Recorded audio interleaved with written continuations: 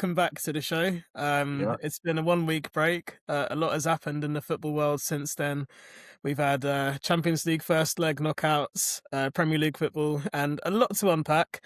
But yeah, first I'd like to say, how was everyone doing? You're doing all right? A lot better. Doing jubilant. A lot better. Yeah, not bad, JP. How are you? Yeah, I'm doing okay. My team could be better, but we'll get onto that There's a bit of a tone later. in your voice there, Max. Didn't like that. What do you mean? Look, it's not just the football. The rugby didn't go our way as well. A lot's been happening this weekend. Yeah. I mean, if we can get a little rugby chat in quite early doors. I mean, yeah, I was watching that France-England game, and to lose it in that last few minutes, and France obviously won the Six Nations. Like, it was not too good for England. Losing to the French, we can't be serious. Yeah, I was gutted. I wanted Ireland to win the Six Nations. I Yeah, same. Yeah. But anyway, that's England Six Nations. I mean, look how bad Wales did, for example. Only 1 point, I think it was. Well, they before the tournament, they hadn't won a game in 3 years in the Six Nations, so this is a step in the right direction. That's also true. Yeah. Anyway, let's go straight back into football chat. And as we are a football podcast, maybe in the future we could open up an avenue for Who You Got Rugby. But I'm gonna have to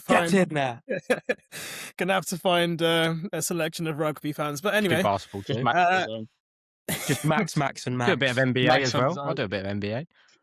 I'll do a bit of MLB. I'll do a bit of MLB. I'll do a bit of Spurs. Shit, we could do some UFC cards as well. Shit, why not? I mean, we could even do boxing. Ooh, Boxing could be a a shout. shout. Yeah. Yeah.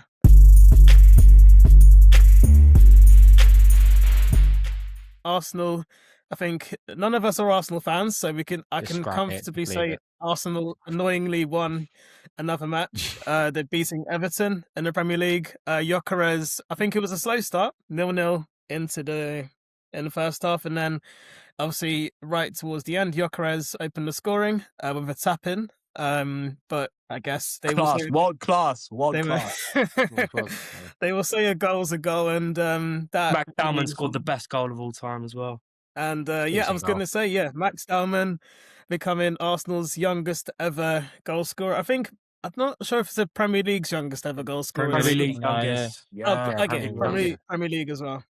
And I mean, we'll be honest, it was an open goal. Like, I mean, he did well. He took the ball well when he beat his man. Like, you have to give him credit and he had a good game. It's not like he didn't have a bad game. I'm not giving him credit. He's taken a touch forward and a player's fell over. No, but I'm going to give him credit for the overall game he did, because he was also the person that put that ball in that caused the first goal. Like, he had a decent game. Like, in fairness to him, I think it was quite a week for youngsters, actually. I think a lot of youngsters had a good He's not the best 16-year-old in the league, but it's okay. He's second best 16-year-old. The only thing I disagree with, and I think they spoke about on Talk Sport, was they called it an iconic goal. Real.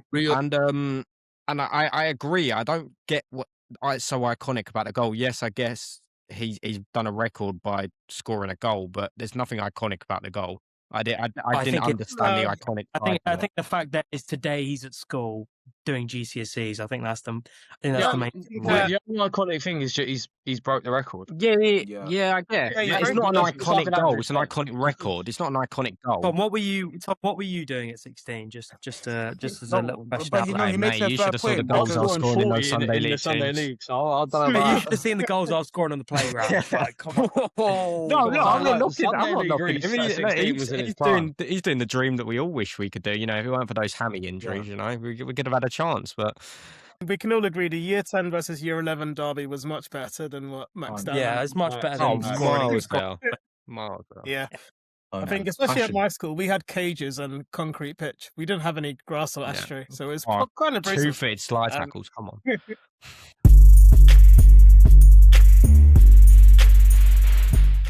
It looks like, we'll get onto Man City a bit later on, but it does look like they will end up winning the league. God forbid, touch wood they don't, man.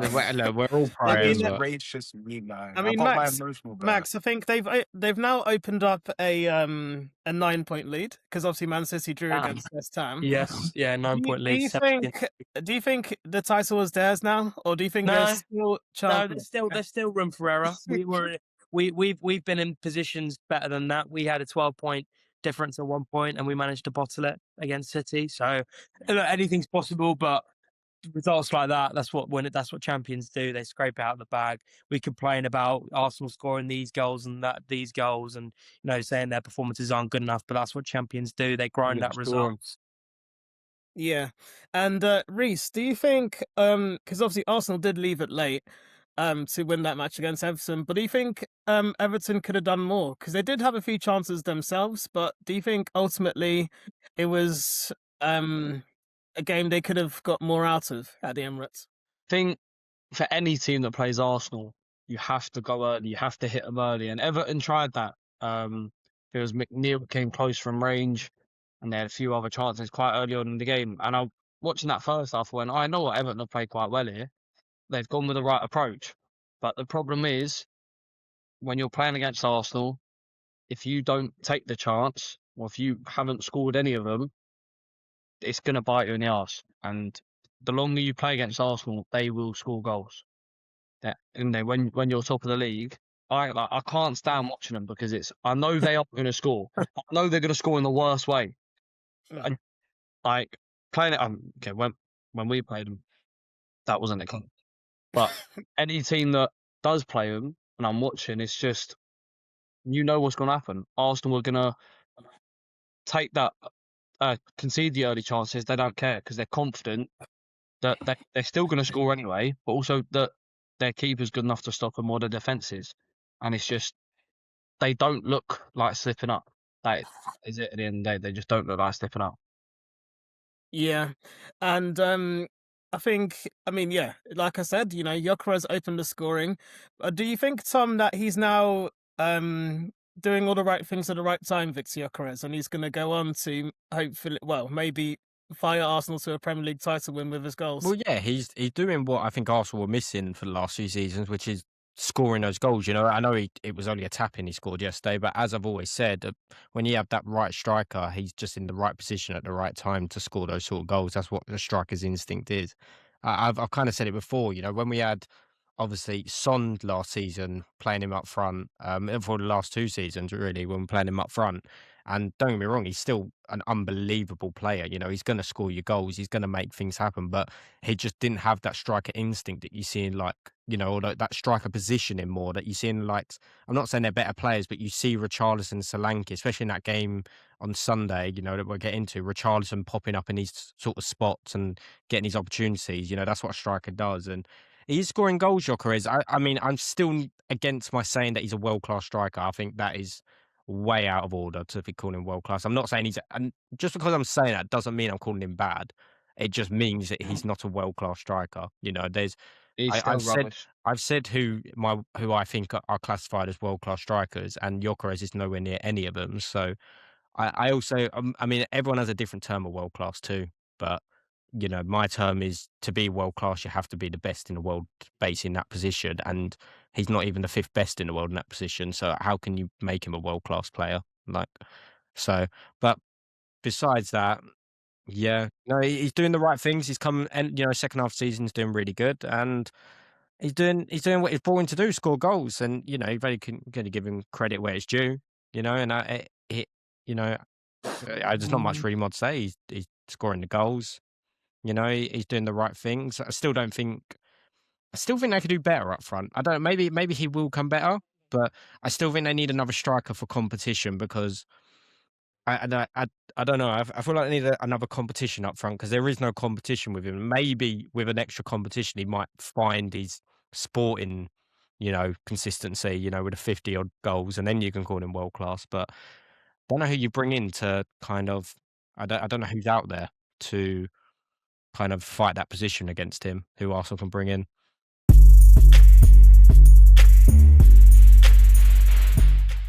Do you think Max Dowman could be the hidden young star that Arsenal had been looking for a while? Yeah. These guys, and I mean this, and I'm going to say this quite literally, these guys were worshipping Saka for the past few years, so much so I've been deluded to think that he's still young, but he's 25. All right, mate, let's just sort that out. I think he's a bit younger. I think he's 24, 23. He's my age, I'm pretty sure. Yeah. we're still calling him star boy. He's meant to be made man. He's a bit What's going past on that with now. one? It's like the Rashford thing when Yeah. people were saying Rashford was still like the star boy. He was like 26. It was like, it's a bit past that now. Yeah. But, you know, it's It different when you're is. 19, 20, 21, you know. It is, and I've had players, and I'm gonna speak as a United fan in this case. I've had players, and I don't really like to bring him up, but I do give him his praises where it was. Garnacho, for example, when he did his bicycle kick, and his impacts in the FA Cup when we did go on to win. I'd say you can see in young players that they have that area of talent, but now the question comes is, can Arteta look after this talent? Because we see with the likes of Saka, and it was called out a while back.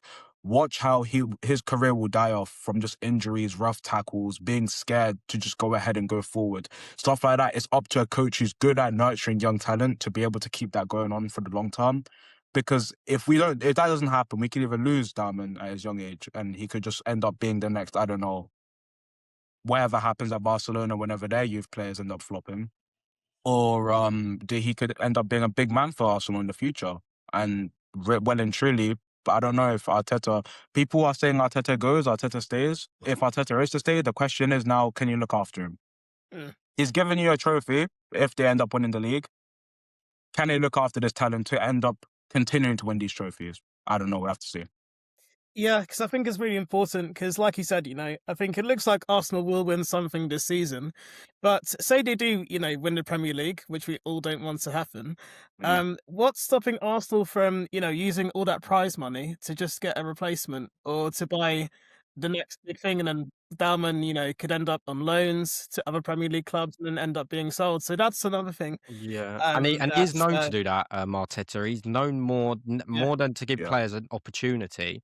He just buys in new players. Like, you are correct, Faisal. Is he that sort of manager that can bring up these talents? Because we saw the likes of, and this is where like Arsenal fans get their stick. It's because a player comes in, like an academy player, a young player, gets their massive praise, call him one of the best defenders in the world or best attackers in the world, and then it just gets replaced. So, and I'm talking like Martinelli, when he first came in, he was good.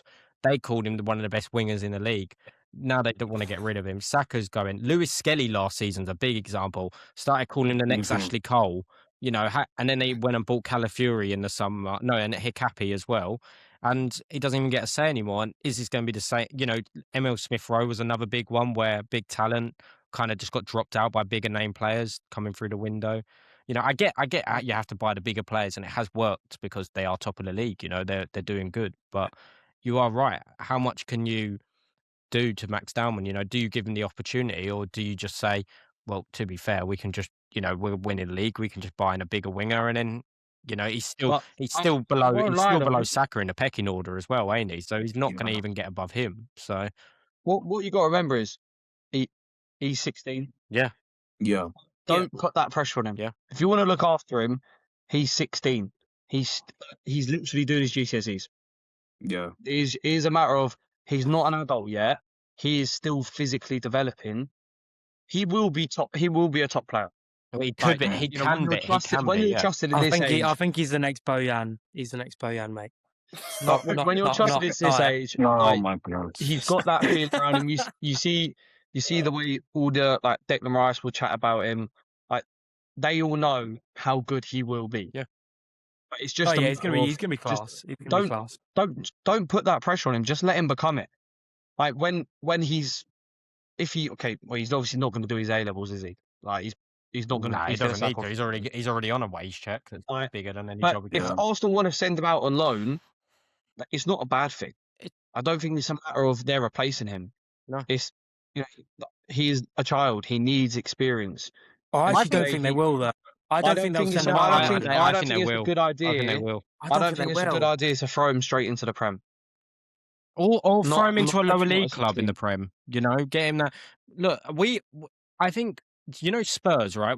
I know it's weird how I've gone in Spurs, but I just want to say our academy has won like the league 2 years in a row. Like we apparently have this great academy, right? He's got these top goal scorers, these captains, leaders. I mean, one came on against Liverpool actually put in a pretty good shift, considering in a midfield, as well. I'm not saying he done much, but still a lot of confidence to get put in that midfield and try and keep possession and dominate Liverpool still. Right, they can get good game time. We'll come off that. But I'm more talking about the likes of like our lone players, like Mikey Moore, for example.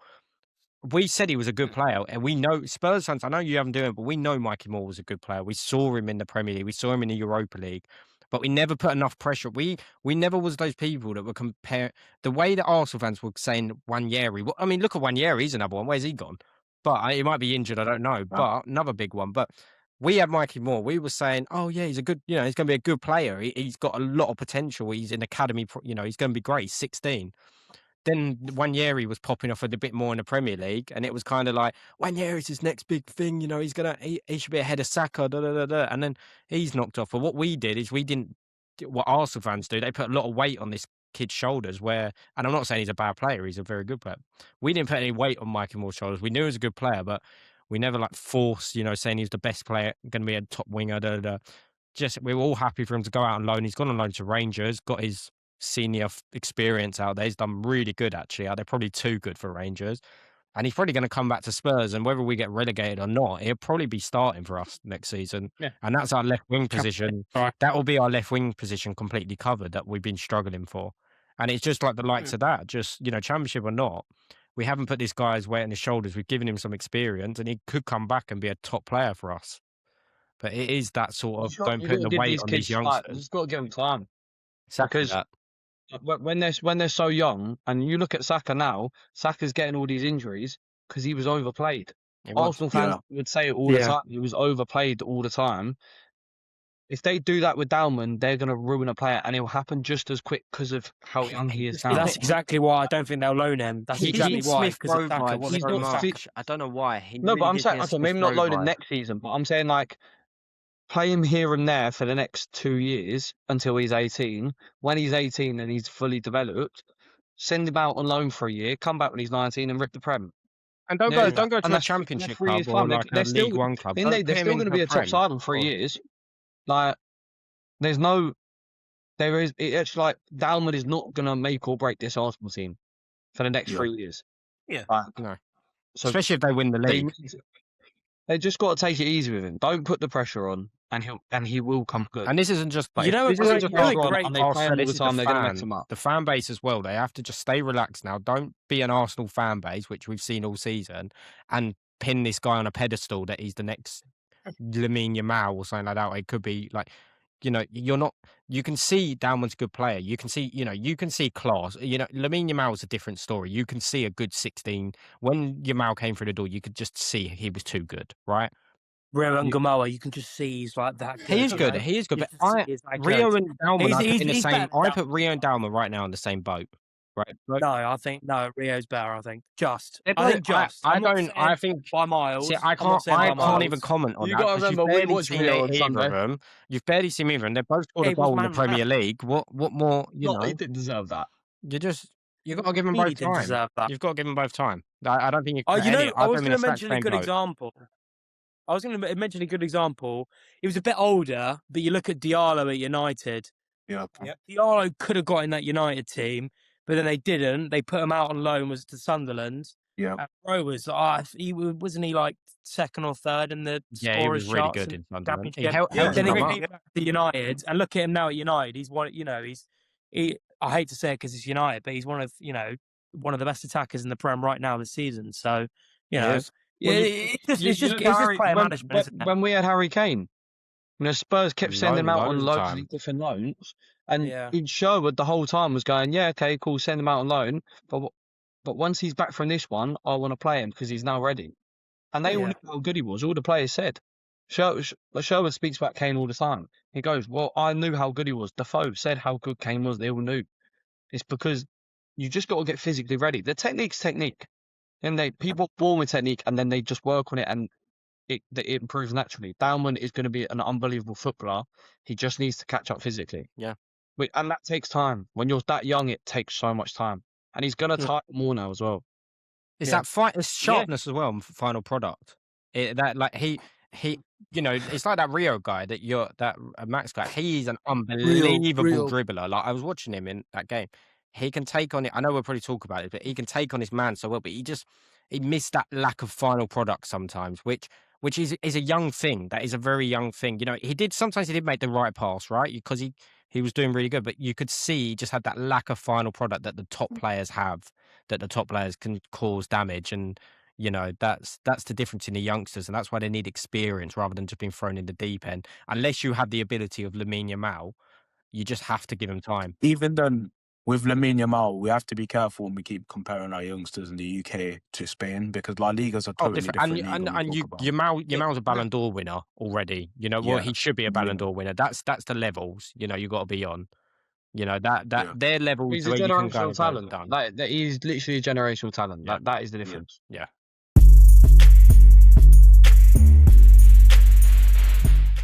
Speaking of Max Dowman, had me reminding about when Theo Walcott was bursting onto the scene, and he was another talented young player, and then he straight away got put into he straight away got put into the England squad when he was only 16 years old. Do you think? I mean, I don't think Tuchel's got him in his plans, but if that was to happen to Dowman this for the World Cup this year, do you think that could be potential start of the downfall, Max? What if he gets picked for England? Yeah. Of course it is. Of course. Like, he's not mature enough. You know, sending a 16-year-old kid to America, you know, Mexico and Canada for a World Cup, not only just a World Cup. Theo Walcott, it's a bit different. This is an England team we expect from this England team. I don't think we expected much from that. Was it 2006? Yeah, I think it was like Theo Walcott and Aaron Lennon were our like wingers or something like that. Yeah, 2006. I think people are more confident now than ever about England winning a World Cup. The squad we have. So putting a 16-year-old on that plane, you know, and expecting so much from him, and it could go so wrong. We saw the same thing with Saka. We expected so much from a young man, and obviously it didn't go well, and obviously the awful things happened to him, and that's got to be part of the reason why he hasn't been as good in the last. Obviously, because he's just slowly been on a bit of a piece downwards since that Euro competition. And to be fair, to win a tournament, you need experience. Everyone knows that. You know, I think he's a great player, but he's nowhere near the pecking order. There's no point in England getting on that plane. No. I think there's so much ahead of him as well. We have too much talent. But also, we shouldn't even be discussing this. No. But look how Dowman is never getting picked in the next year and a half, 2 years. Our under 21s. Not unless he's a Lamine Yamal in disguise, or he's better than Saka. No, and he ain't. All right, and it's like, also if he somehow got picked for England for this tournament, a lot of them England players who don't get picked will just. Who would that be? It'd be like Bowen or Saka or like Morgan Gibbs-White or something. No, he's a right mid guy, ain't he? A lot of them players just go sod it. I won't play.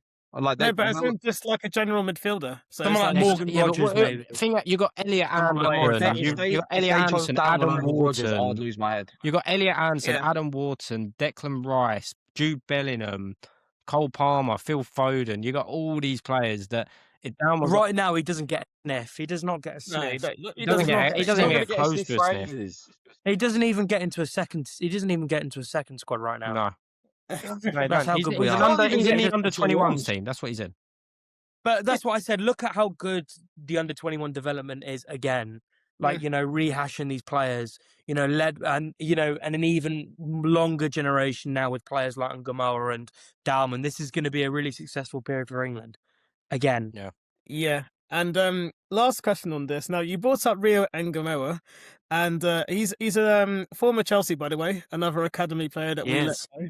And but I was actually thinking, because obviously I remember Rio's goal against Newcastle at St James's Park, and I was going to put a question to the group: which goal was better, Max Dowman's goal? It's not a question. It was a more crucial goal. It was a last-minute winner. That much composure.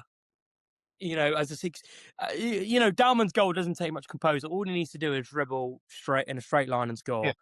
Ngamoa, the technique on that goal for a 16-year-old in a pressure situation like that, you know, 2-2 against a top side in a toxic environment that St James's Park is, to simply knock it past Nick Pope. That's not an easy thing to do. Yeah, no, I do agree with Max. I think Rio was the right.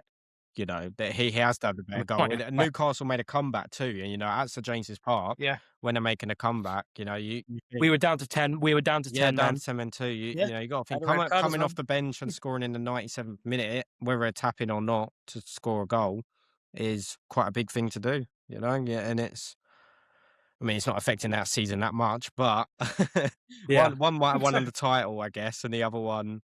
the other one doesn't do much, but it's still the goal that means the majority.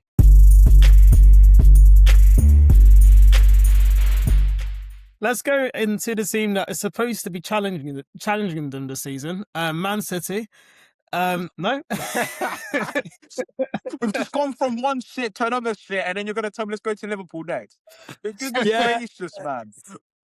Okay, I'll let me see. I had a few questions for Man City, but I'll limit it to one. Only one question on Man City. Who are you asking? And this this could be a group discussion. Because I think, you know, I obviously don't want Arsenal to win the league, and so do the majority of you guys. But I can't keep giving Man City these excuses. You know, it's twice in a row now. They dropped points at home against Nottingham Forest, the 2-2, and now West Ham as well, 1-1 at the London Stadium. And Reese, do you think Man City actually want to win the league? Well, they obviously want to win the league. They're just not playing last year. That's top tier journalism. What a question. Do they want to win the league? Why are we in it? I'm pretty sure they do. Yeah. Like, I'll ask Pep for you, but Send him an email, I do mate. think. Which one? The Pep, the bold Pep, or the traitor Pep? Pep Linders. Over the touchline this weekend. I'm so glad. Glad. No, yeah. Listen, City are just being City. This is like normally. Then they're obviously a lot better than this, and they'll have more quality like De Bruyne, and they are in this transition period. And to be as close as they was a few weeks ago to the league title, you know, people kind of forgot they are in that transition period. And now I don't want to make excuses for City because I need them to get a kick up the arse and actually win the league, because it's going on like the joke's kind of like needs to stop now. They actually just need to go and win it because I can't handle this. But listen, it's the way City are. Like, I think the league title's decided this Sunday. I think if whoever wins that Carabao Cup, not even if City win it, I think City, if City want to win the league, they have to win the Carabao Cup, and that is it, because that will apply a lot more pressure on Arsenal. And I do think even if City do win the league, it's not because of their quality, it's because of Arsenal just messed it up.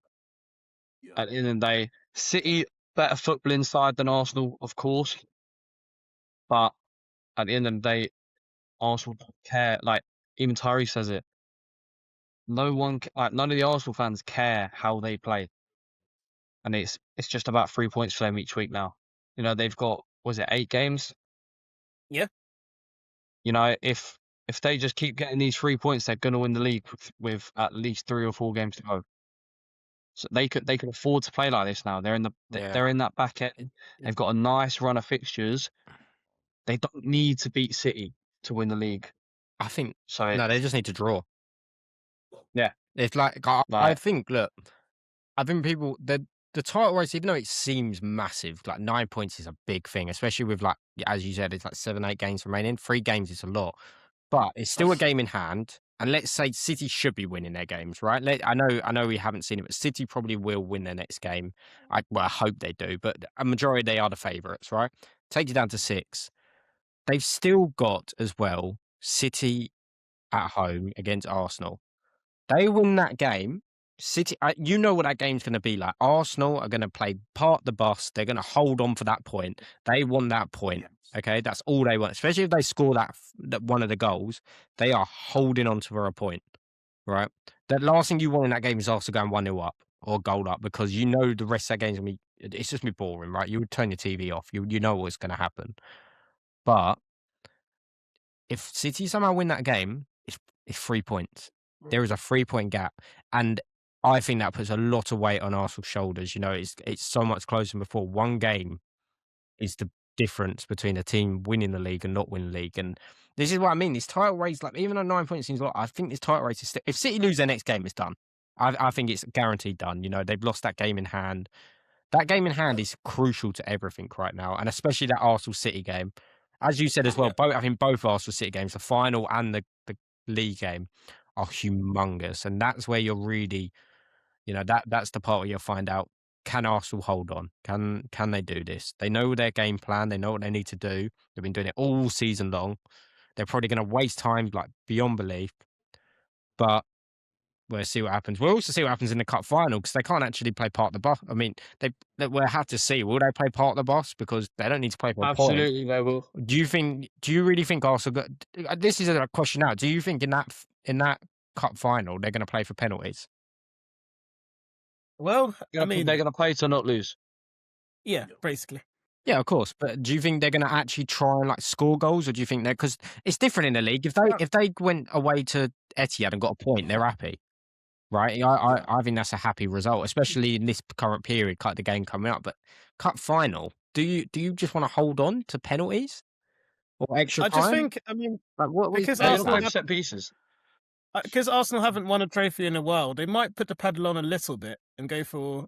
I get it. I do get it, but at the same time, it's a different. It's a whole. This is what I mean by cup final. It's a whole different game. It's a whole. You can't just play part of the bus and hold out for penalties. It's a different game.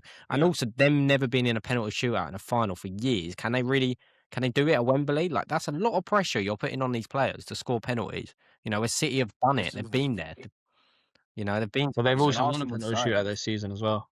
It's an Arsenal side as well, which and it comes down to say this, not just even in the league as well, but this Arsenal side, you apply any pressure to them, they doubt they can win the league themselves. When you apply too much pressure to them, they start second guessing themselves. You can see in the performance on the pitch as well. You can see the way they're playing, where their forms. The game against Liverpool was the key one.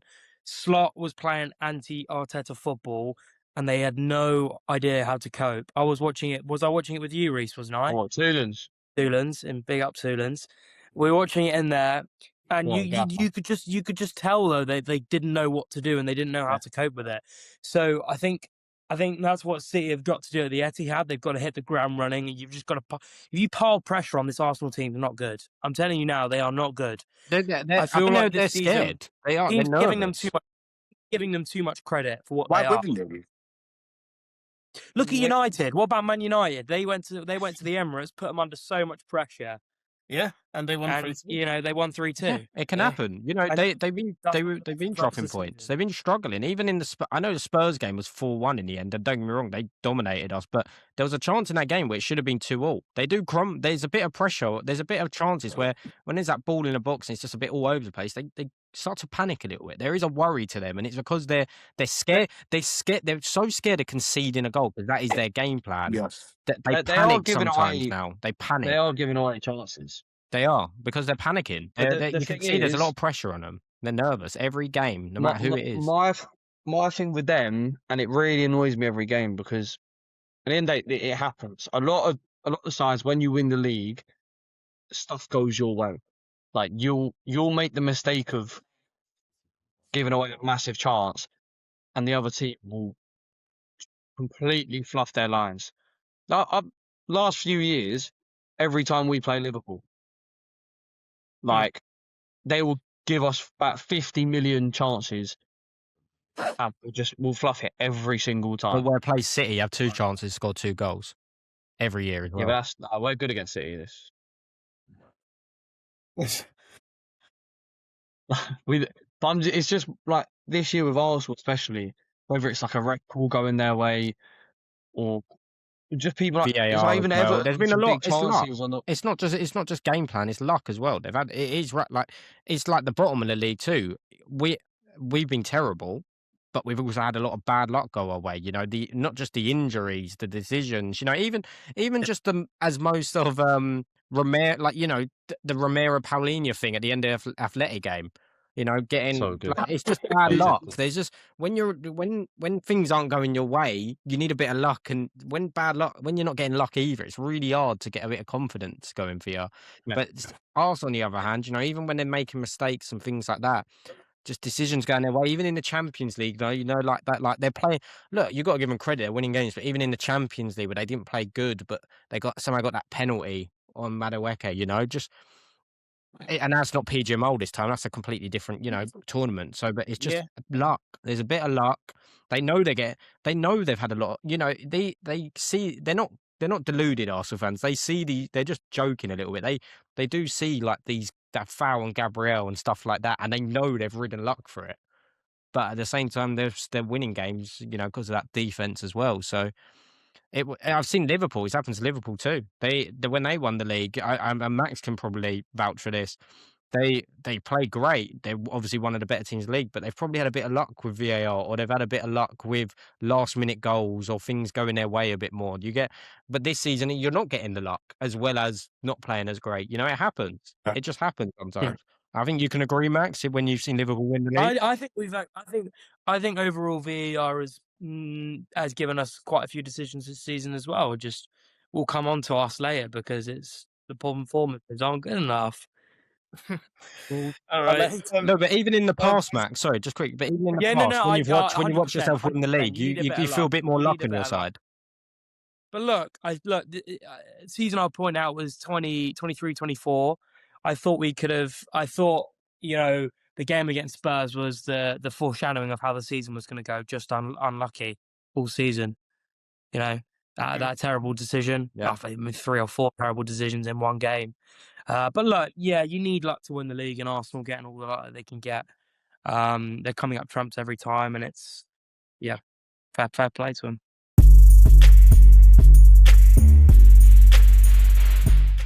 Enough about Arsenal and Man City, and for the sake of Faisal's sanity, we'll stop speaking about them too, and we'll actually swerve to the other side of Manchester, Manchester United.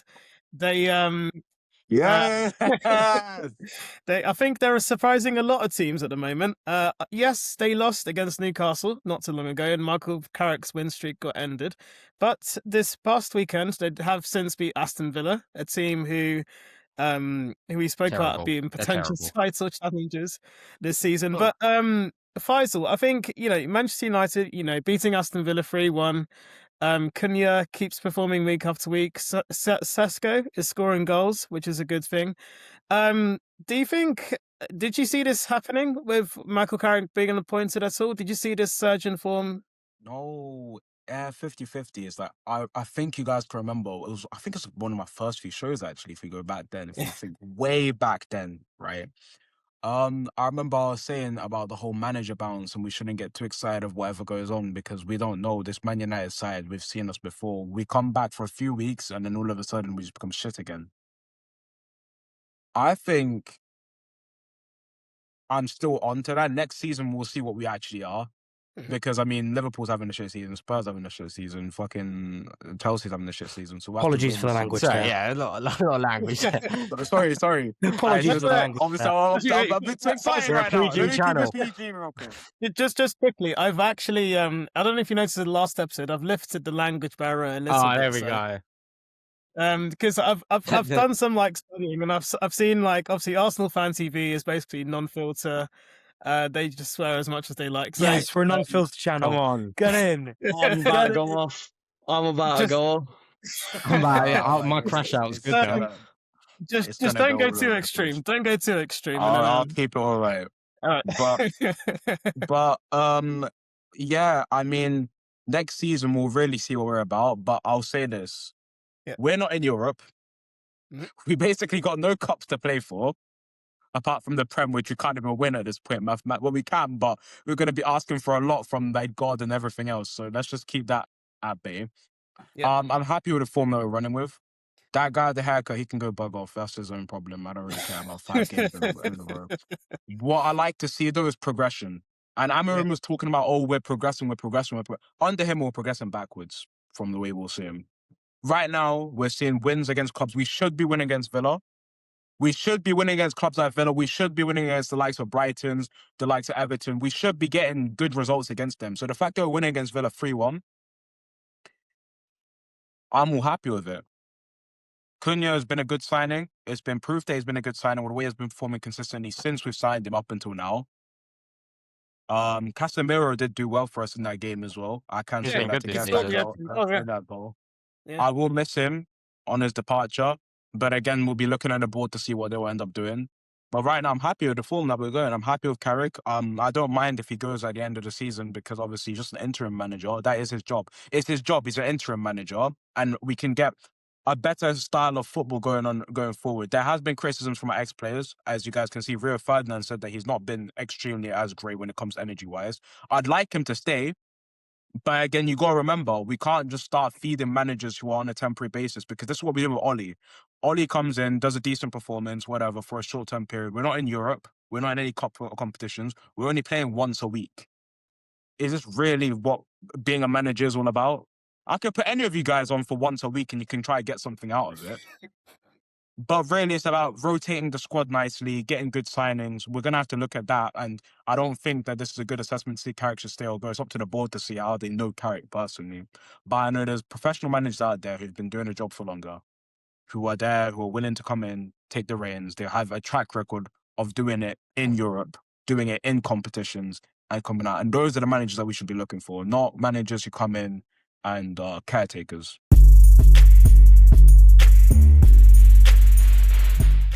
Away from the manager, because we've spoken about Carrick quite a lot already this season, but I would say, do you think, Tom, Bruno Fernandes, captain and leader, do you think it's imperative that he, whatever they could do, give him a new contract or just stay at the club? Do you think he has to stay for United to keep on this upward trajectory? Yeah, I mean, he's crucial to that team. I think he's. He might be a Man United fan. I know he does. He has his moan, and I know a lot of fans hate him. But I really love Bruno Fernandes. I've always enjoyed him when he joined Manchester United. He is world class. That is what you class as world class. He's broke David Beckham's record.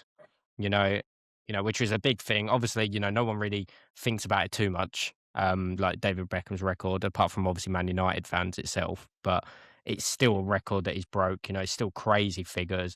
I mean, that pass he made to Cunha, it just shows his ability. Yeah. He needs to be playing in that 10. That 10 is where he needs to be, where he just finds the space. He's just got that. When you just watch, he's just a really enjoyable player to watch. Like those players that can just. It was like Rodri before his injury. Those players that just can walk around a pitch and they can just pick a pass, or they can just find the top corner or find the bottom corners, And that's why Rodri won the Ballon d'Or, because he was just walking around the pitch, controlling the tempo of the whole game. And that's what Bruno does too. And his technique, his ability, and yeah, he's by far Man United's most important player, and they can't lose him. If they lose him, I honestly, I couldn't tell you who you replace him with, because I know they're Man United and they can buy players, but I generally don't know who is in this world right now that can replace Bruno Fernandes.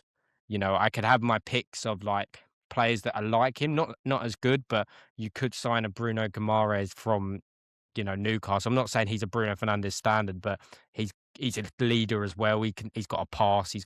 Before he got injured, he was on like a goal and I think he was on like 8, 9 assists, 5, 6 goals. Yeah. He was, for a really Newcastle player, he was playing unbelievable.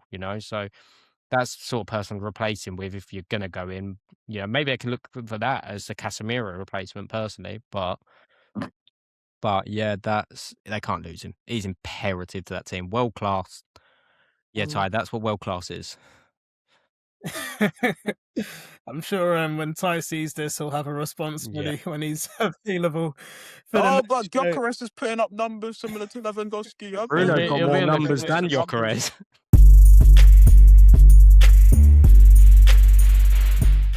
We spoke about this briefly on an episode not too long ago. It's one of my players, Cole Palmer. He was heavily rumoured in January. And I think ever since then, I've seen the posts when obviously Palmer scored a hat-trick against Burnley, and then Bruno Fernandes commented under his post saying the best or something. Do you think, Faisal, say for instance Bruno Fernandes was to go in the summer, could you see Palmer as that player to take his place? I'd love to have Palmer come in and just because that removes all the stress. My cortisol levels just decrease, and I'd just be at peace because I know that Palmer is a class player and he will fit. We can think of a replacement for Bruno Fernandes, and like we said, there's few players out there who are able to replace what he does inside of the game. You can say there's technical ability, you can say there's an ability to be able to finish, there's an ability to be box to box. That's calm. But when you see Palmer as a player, with the way they had his season at Chelsea, the season at Chelsea, and then in the Euros as well. Yeah. I believe Palmer is that type of player, which if we could go in for him, Why not? He's a United fan as well. Yeah, no. He will have the same, if not more passion than Bruno. Fuzzy, Bruno does love United. Fuzzy, who'd you prefer? Cole Palmer? Like, if it was Bruno right now, had to be replaced, would you prefer the Cole Palmer? Do you think the Bruno Guimaraes would fit that role better? I know he's not as much of a 10 as Palmer, but he's also got that leadership role that kind of replaces what Bruno, was at that squad. Cole Palmer isn't a leader. Good player, not a leader. Hasn't got that leader mentality. Not a leader. We do need good mentality in the dressing room, especially with a new manager coming in, with the likes of Casemiro going, who's an older player in there. I mean, if we remember, there was 5 players that Amorim mentioned were part of his leadership squad. It was Casemiro, Dalot, Maguire. Maguire's a good one, sir. Maguire is a good player. Underrated. Yeah, Maguire's a good one. But Dalot was in that leadership squad, allegedly. If he's in the leadership squad, then we may as well have a blind man in it. And then there was obviously, what's his name? Lisandro Martinez. And fifth player. Bruno. Yeah, Bruno. I already thought I said him. I'm going to see now, just thinking about it. You know, with Bruno, yeah, obviously, like, unbelievable player. But I don't see him as a strong leader. Like, hear me out. I think he's captain based on he'll grab the game by the scruff. Yeah, it's like more. He's a performance captain. Yeah. He's not a. He'll lead by example. I can't see him in the changing room getting them into the right headspace. Oh, I can a little bit. I don't know. I can. I'm not on the pitch as much, but in the change room, I can imagine him being that sort of leader, because he still has that sort of fight on the pitch. Every challenge. I know he's saying he's moaning, but every challenge, every foul, he's still picking at the ref. He's moaning. He has a voice. Oh, of course. What I mean is he has a voice, and he uses it all the time, and I think he will use that in the changing room quite a bit. A good game to bring up that I'd like to say about Bruno's leadership and the style of leadership that he brings, and obviously there's different styles. I do agree with you, Reese, on that side, that like he doesn't really give that dressing room presence because we don't see it. But remember the Lyon game where he scored, and you remember the way that he reacted upon scoring. He didn't go do some extra celebration. He picked up the ball and got back into play as soon as possible, and he had that urgency to show people, let's go, let's get it moving. And you see him constantly waving his arms around. It's his energy on the pitch will lead by example. And there's 2 types of leaders in this world. There's the ones who's going to be out there with you and the ones who's going to shout at you. And you want a bit of both. So I'm going to say, in response to the question of, would I really want Cole Palmer to come in there? If Cole Palmer can do that, sure. But I wouldn't, but like, obviously, he's not really that prominent to be able to do both. And we have a new manager coming in, and we're losing the likes of Casemiro. Maguire's contract situation, he will be coming to an end real soon anyways. It has to be that we're going to have to fill that, because it's looking like Dalot doing that job. And So you reckon Guimaraes would, but you'd have Guimaraes over Palmer? I mean, either equality, you're not going to go. I would love to have Palmer, but to solve that lead, if we don't get a manager who's able to put their fist down in the club and to be able to actually assert themselves, it has to be Guimaraes. And if we do get a manager who's like that, then it's proven at Chelsea as well. The whole Cole Palmer leadership thing. He's an unbelievable player, but you can still see he doesn't lead those players on the pitch. If he did, he, as you said, he's a performance player. He can come. I mean, I don't even think he's that much. I think Bruno's got a bit more of a performance sort of cap. You know what I mean, right? Like a captaincy of a performer. He does it every week in, week out. Palmer doesn't really do that week in, week out. He's consistent, but he has. You can see he lacks. He loses confidence sometimes. He lacks a bit of like awareness. Maybe that's just because he's young. He's still young. That's what everyone's Palmer's not a captain. He's take time. Palmer's never going to wear the armband. No. He's not one of those players. He'll score you a goal. He'll score you 15, maybe even 20 goals, depending on who your striker is. But he's not gonna lead your team like I don't know. I know I'm probably rambling on about it, but when you see Bruno play for Newcastle, you see even when he makes a challenge, he's like with the crowd, he roars them, and it's like. And then he's just got the ability where I think he's the most I know he's not. I think he's so underrated, Bruno. Like I know he's rated, but I think he's so underrated. I think the fact that he's especially this season, get the goals and assists with it too. It just shows. If he could be world class. He's very much on the border of world class, Bruno Guimaraes. I think he's miles If he goes to a that better Newcastle side squad. or Newcastle like massively improve, he'll get the world class shout.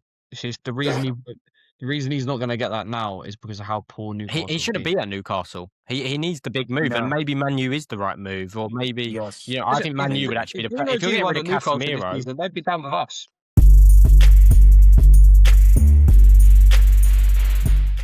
I think Bruno and Man United would really suit, or even City. I think he would slot in that City squad in seconds. Yeah. Like He would, but I don't know if he'd suit them.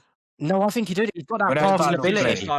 Yeah, but no, he does. He passes the ball. He gets. He plays that Gundogan role. He'll play that Gundogan role perfectly. Yeah, he'll play too aggressively. City are a lot calmer. I do think Man U would be the better move for him. I think Man U. Yeah, Man U would be even Liverpool. I think it'd be a good role in Liverpool. I think Man U would be, especially with Casemiro going, it just replaces him perfectly. No, I'm not too convinced.